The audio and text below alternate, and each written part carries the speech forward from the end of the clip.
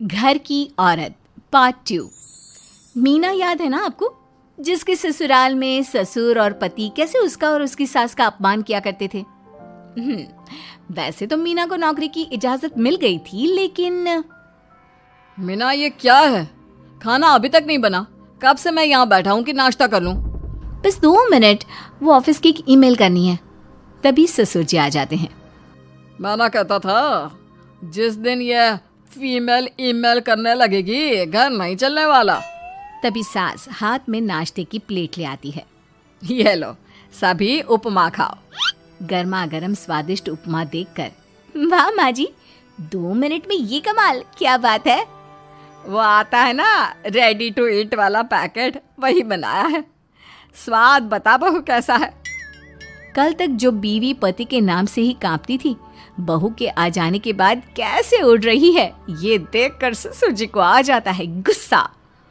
हाँ, पैसे तो पेड़ पर उगते हैं ना, या तेरा बाप दे जा रहा है जो बैठे बैठे पैसे खर्च कर रही है। अरे जरा शरीर चला लिया कर, वरना पता है ना जब मेरा हाथ पड़ेगा तो कैसे काम करती है तू। बहू बेटे के सामने खुद का अपमान सास बर्दाश्त नहीं कर पाती और रोती हुई कमरे में चली जाती है। क्या पापा, क्या जरूरत थी माँ से ऐसे बात करने की? सुबह से कुछ नहीं खाया है, अब जब खाना आया तो रुला दिया आपने। चलिए देखते हैं माँ कहाँ गई। मेरी जूती भी ना जाए उस पागल औरत को देखने। अरे क्या गलत कहा मैंने? बस यही ना कि भाई पैसे बचाओ। अरे कमाने बाहर निकले ना तब पता चले कि कैसे हड्डी गल जाती है। बात तो सही कह रहे हैं पिताजी, माँ को तो बस पैसे उड़ाना आता है। अरे पर माँ ने तो सबके लिए नाश्ता ही बनाया था ना, कौन सा खुद के लिए गहने खरीदे थे। खैर, बहू समझ जाती है कि सारा मामला कमाई का ही है, क्योंकि सास कुछ करती नहीं, कुछ कमाती नहीं, तो ससुर जी उन पर हावी रहते हैं।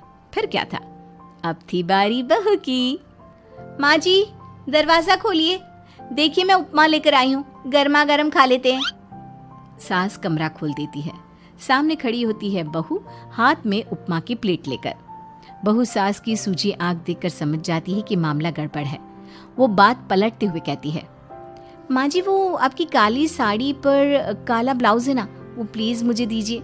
मुझे कल ना काली साड़ी पहनी, लेकिन कोई ब्लाउज ही नहीं है। सास बहू की बात में अपना गम भूल जाती है। हाँ बहू, क्यों नहीं, वो तो मैंने अपने हाथों से डिजाइन किया था। चल अभी निकाल कर देती हूँ तुझे। सास बहू को ब्लाउज निकाल कर दे देती है। फिर अगले रोज, माँ जी आज तो ऑफिस पे कमाल ही हो गया। पता है क्या, सारी सहेलियों ने घेर लिया, पूछ रही थी ब्लाउज कहाँ से खरीदा। मैंने भी बोल दिया मेरी सास ने सिलाया, वो भी खुद डिजाइन करके। ये तो वही बात हो गई कि झोला छाप डॉक्टर की दवाई काम कर गई। अरे बहू, ये तो बस ऐसे ही बना दिया था। लेकिन माँ जी आपको पता है, ये देखिए 2 लोगों ने तो मुझे कपड़ा भी दे दिया और नाम भी, सेम टू सेम डिजाइन का ब्लाउज बना दो, और बदले में ये 2000 रुपए। हाथ में 2000 देखकर सास की तो आंखें फटी की फटी रह जाती है। अरे बहू, ये तो कमाल ही कर दिया। ये काम तो मैं कल तेरे ऑफिस जाने से पहले ही खत्म कर दूंगी। सच्ची माँ जी, कैसे इतनी जल्दी? अरे बहू, वो बस नाप है ना, उसी के आकार का काट काट कर डिजाइन ही तो देना है। ये तो मेरे बाएं हाथ का खेल है। अगले रोज बहू ऑफिस जाती है और फिर शाम को 2 ब्लाउज ले आती है। अरे बहू, क्या बात है, लेकिन इसकी डिजाइन। बहू फोन में सास को डिजाइन दिखाती है। अरे ये तो बच्चों वाला डिजाइन है, रुक अभी थोड़ी देर में ही दे देती हूँ। सास बहू को कपड़े सिल कर देती और बहू सास को रुपए। फिर एक रोज, माँ जी ये लीजिए कपड़े, लेकिन इसकी सिलाई मैंने ज्यादा ली है। तो क्या है ना, हैवी काम है तो मेहनत ज्यादा लगेगी ना आपको। अरे रहने देती बहू, मैंने कौन सी बुटीक खोली है। बहू को सास की बात में दम लगता है और वो कुछ सोचती हुई निकल जाती है। वो कमरे में बैठी होती है कि उसके ससुर की जोर जोर से चिल्लाने की आवाज आती है। फिर फिजूल खर्ची। अरे तुम्हारे जैसी बेकार नाकाम काज करने वाली औरत कब पैसे की कीमत समझेगी। क्या जरूरत थी ये मशीन खरीदने की? अरे वो मैंने EMI में ली है, आपको पता है ना कपड़े सिलने का कितना शौक है मुझे। हाँ तो क्या दर्जी बनोगी, लोगों को पकड़ पकड़ कर नाप लोगी? अरे कुछ तो शर्म करो। तभी बहू आ जाती है, उसके हाथ में चाबी होती है। माँ जी ये चाबी मैंने चौराहे में आपके लिए बुटीक खोला है, पैसा लोन से लिया है तो काम करके आप चुका देना। और हाँ माँ जी, कल उद्घाटन है तो 11 बजे दुकान में पहुँच जाना, पूजा में आपको ही बैठना है। ये सुनकर ससुर जी आग बुबला हो जाते हैं। कहीं नहीं जाएगी ये, इस घर की औरतें बाहर नहीं निकलती। तू तो इंजीनियर है इसलिए तुझे इजाजत दे दी, लेकिन ये तेरी सास 4 अक्षर नहीं आते इसको। अरे रहने दे, क्यों पैसा बर्बाद करवा रही है। सास को डांटने की आदत ससुर जी को जो लग चुकी थी। सास बहू की ओर देखती है। तो माँ जी कल वक्त से तैयार रहना। ससुर जी आप ही तो माँ जी को कहते थे ना उन्हें पैसे की कदर नहीं है, तो अब वो खुद ही कमाने जा रही हैं। अरे और क्या पापा, देखिए मीना ने कितना अच्छा बुटीक खुला है माँ के लिए। अरे रहने दो, ये कुछ नहीं कर पाएगी, गंवार कही की।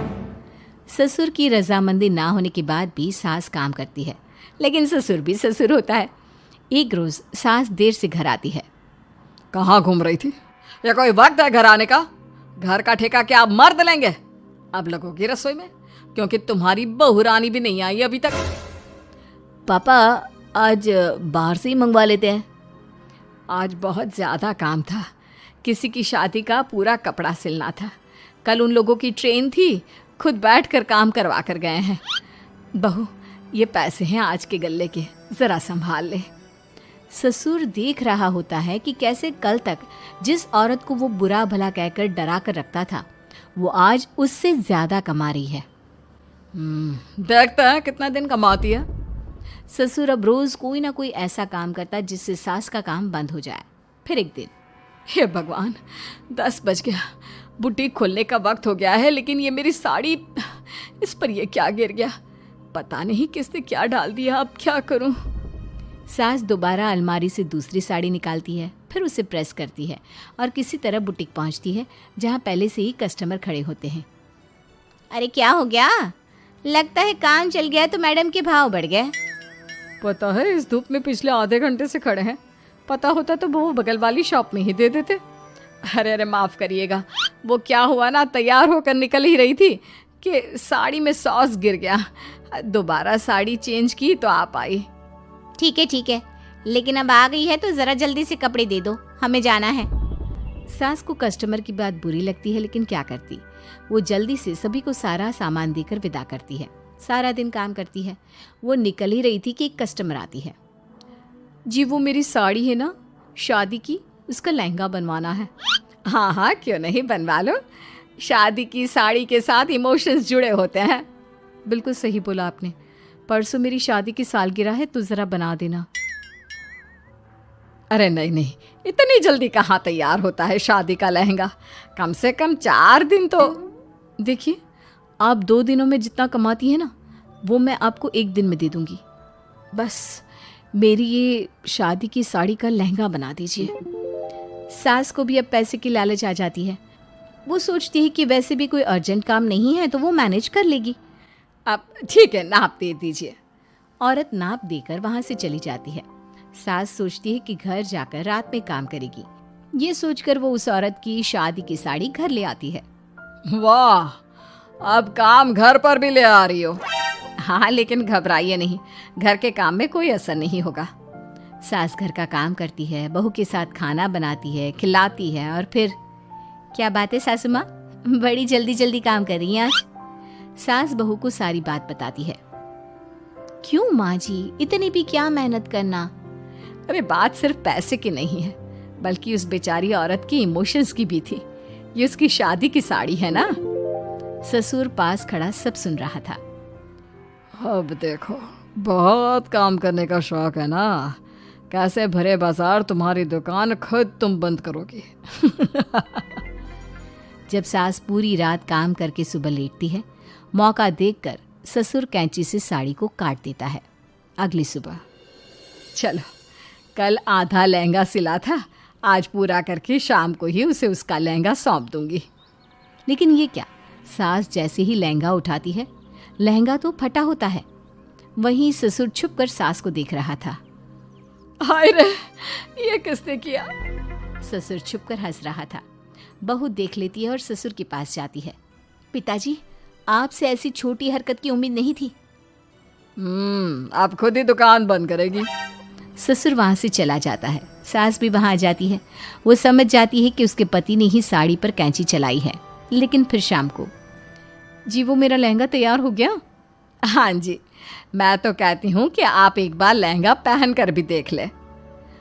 औरत लहंगा पहन कर आती है और खूब खुश हो जाती है। अरे ये लहंगा है ना अंकल जी कमाल का, आंटी जी ने बनाया है, बिल्कुल लेटेस्ट डिज़ाइन। औरत सास को ढेर सारे पैसे देकर चली जाती है। लेकिन मैंने तो ये औरतों का फैशन है, कहीं से सिल दो या कहीं से काट दो, फैशन ही होता है। चलिए शाम का खाना मेरी तरफ से, आज आपका जन्मदिन है ना, रिटर्न गिफ्ट तो बनता ही है।